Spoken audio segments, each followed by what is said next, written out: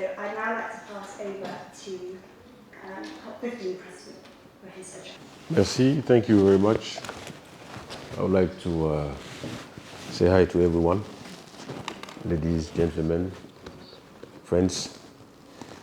So, I have a little speech to make, and I'll be happy to talk with you later on. Today's discussion are going to focus on agri-food systems and the loss of biodiversity. These issues are more at risk today than ever before.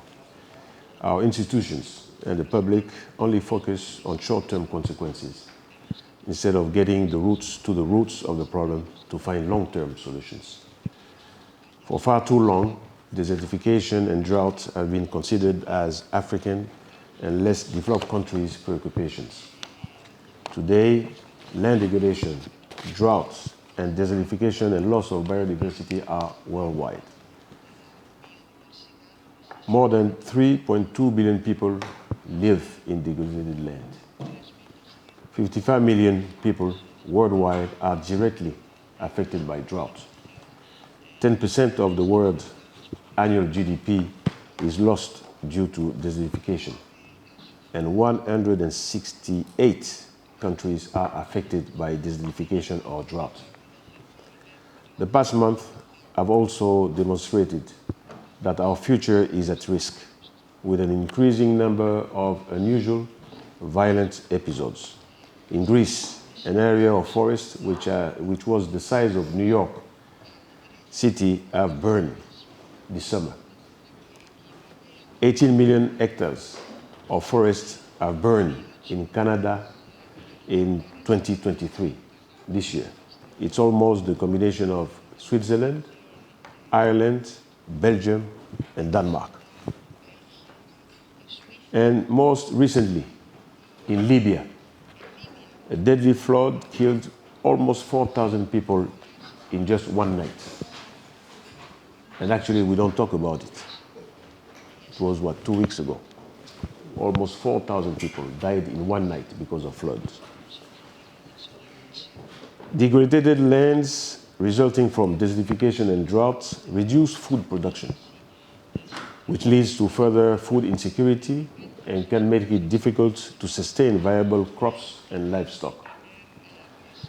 Indeed, desertification can trigger a feedback loop where food insecurity forces people to adopt unsustainable agricultural practices, leading to further land degradation.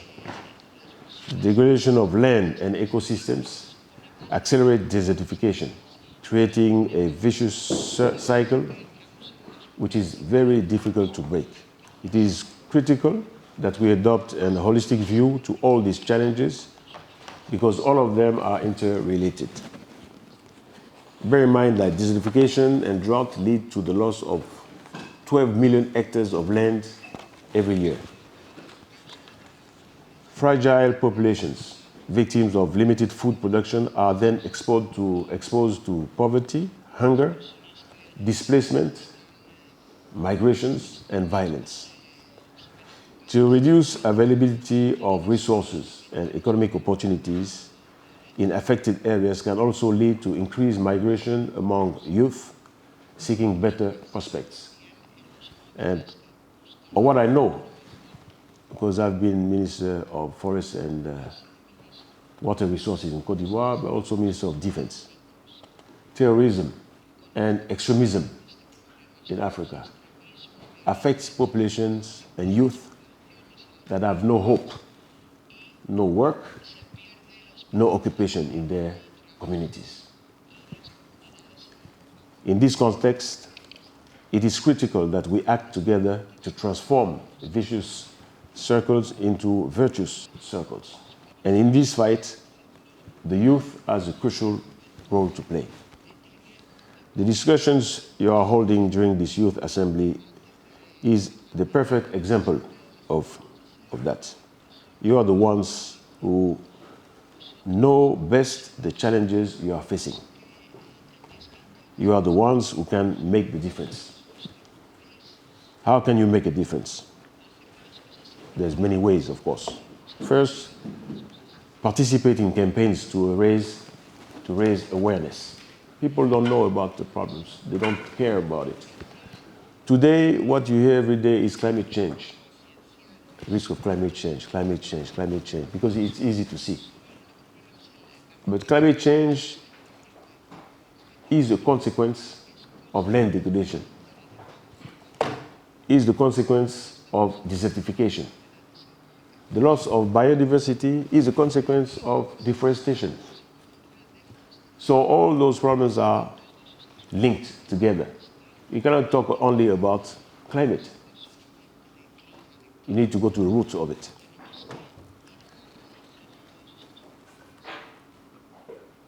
Yesterday, we launched the Desertification Fresk, which is a card game, like the Climate Fresk, a card game to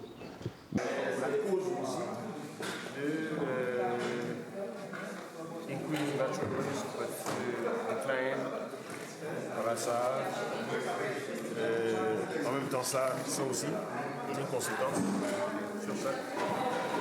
change through technology and innovation. Innovation solutions can help combat land degradation. For instance, precision agriculture techniques, such as drones and sensors, can help farmers optimize their land use, reduce soil erosion, and conserve the water resources. Because pretty soon, we are going to talk about water scarcity everywhere, not only in rural areas, but also in urban zones. Finally, participate concretely in reforestation and erosion control. Youth-led initiative can focus on afforestation and reforestation efforts to combat deforestation and restore degraded lands. Tree planting campaigns can help mitigate soil erosion and enhance soil fertility. But it's very important to act to have an effect in education. As president of COP15, I intend to have partnerships with the ministries of education in each country. So we can have the students, not only the students, just at the young age, to plant one tree each year as a condition to go to the next level of class. Even if they are good in math, they are good in English, they are good in everything, they have A+, to go further, they have to plant one tree. We are going to spread that all over, and I think it will make a difference for reforestation. You are the future of the planet, the youth. So be aware of it. Don't be shy. Talk to the leaders. Make them change. The youth has an essential role to play in finding innovation, in sustainable solutions, and to combat these issues. Your fresh perspective, technological skills, and passion for environmental sustainability make you valuable actors in the effort to create more resilient and sustainable agri-food systems worldwide. I'm ready to be at your side as president of COP during my mandate to support and promote your ideas and be at your service, if you'd like to, of course. Let us keep the fight on desertification, land degradation, and youth. Thank you.